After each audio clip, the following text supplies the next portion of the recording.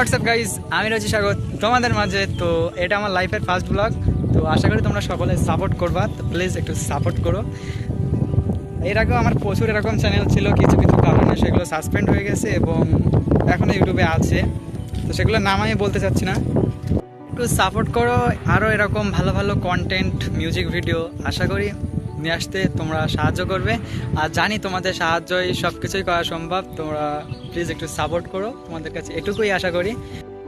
ততক্ষণ ভালো থেকো, সুস্থ থেকো, বাই বাই।